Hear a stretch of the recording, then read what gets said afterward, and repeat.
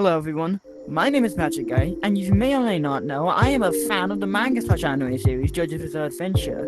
The power system in JoJo's are stands which are classified as a fighting spirit that stands beside you.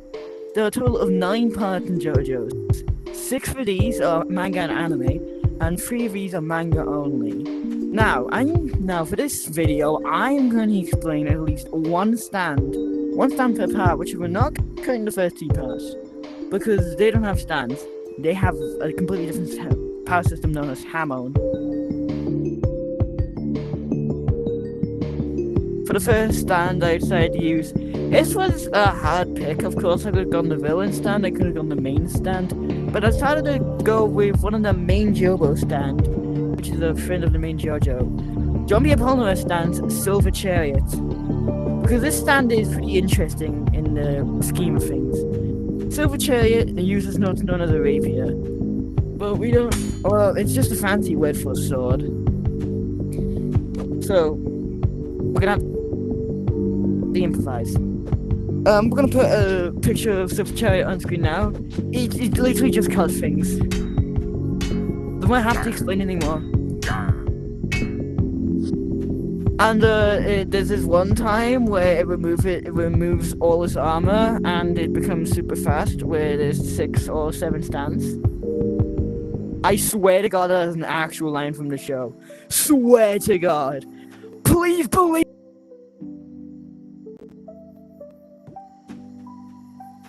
I've decided to talk about the part 4 stand, the hand. The hand is a reference to the music band.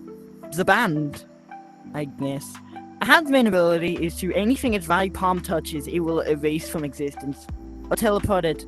The stand user, Okiyasu Mijimura, does not know where it goes. So, for example, if I were to do... You may notice Jim Bob is now gone. I've been moved, you've been moved, this pillar's been moved to where Jim Bob was. Because the hand's main ability, after it erases the thing, is to anything that's not been erased would fill out that space. Unless it's like a solid, where all the gas would fill around. So, yeah, that's it. I don't know how I'm going to describe this one, but I decided to use the standard Notorious B.I.G. for part 5. Notorious B.I.G. is in reference to Notorious B.I.G., the music artist. Basically, what Notorious B.I.G.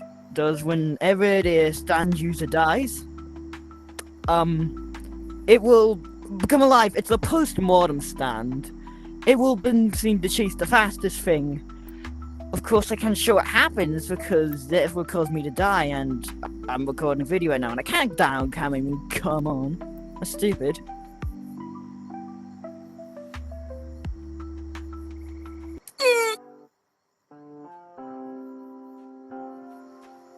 From now on, there'll be quite a lot of spoilers, so I'll put a timestamp to when the next stand is from now on, so you don't get spoiled.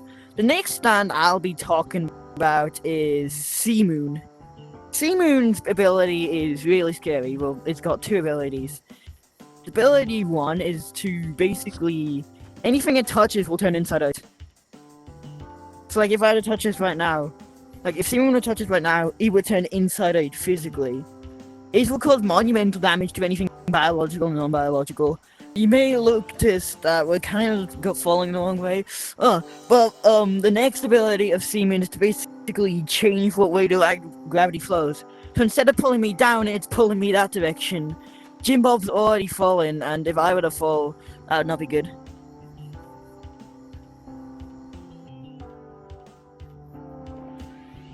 Tusk's first ability is to basically let Johnny Joestar spin his fingernails and toenails at very high velocity to speed and basically shoot him like it's a gun. He can shoot multiple of them at the same time, and these will cause as much damage as a gun would. Yeah.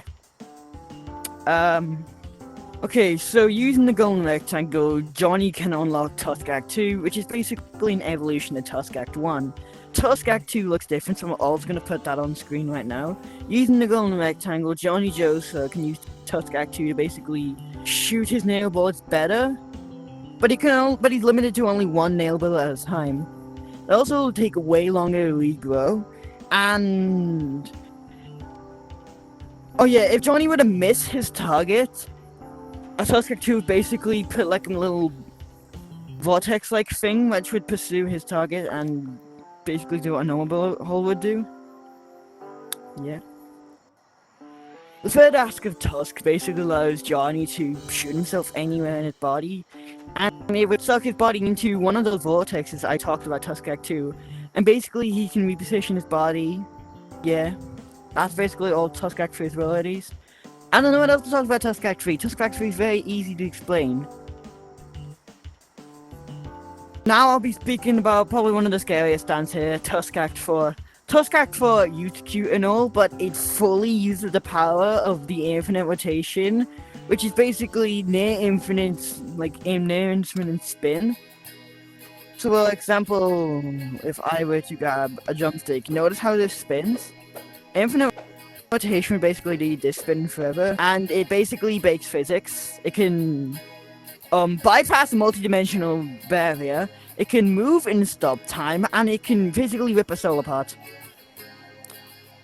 Yeah.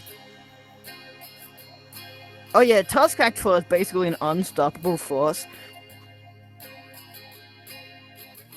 The next stand I will be talking about is the stand known as the Wonder of You, or just the Wonder of You. Here it is on screen, and its ability is super scary. So if anyone would pursue the Stand Master, or Stand in general, just any type of pursuit, that being good or bad, if they will be put in the floor of calamity, where objects will try to attack them. Like, for example, if someone would put in the floor of calamity by Wonder of You, they could be simply walking down the road and a tree would fall, hit them on the head, and they would either die or get seriously injured. The floor of calamity works as, unless someone dies, or the floor of calamity will be changed to someone else, they will be permanently trapped in this floor of calamity. Yeah. And Wonder of You is one of the only occasions where a stand can be seen by a non-stand user, because it will appear as an old man to anyone else. So yeah.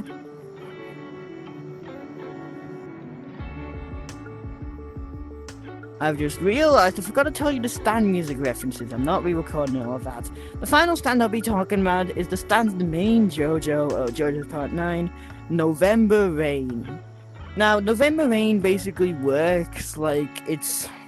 So I'll have how tall the person is to like 3 meters in front of them. It's basically just start raining around them, and they can change the pressure of the rain to where it can start literally digging in your skin and causing collateral damage. Yeah. So, that's me done, I guess. What, do you expect me a jump scare? I wouldn't do that to you again.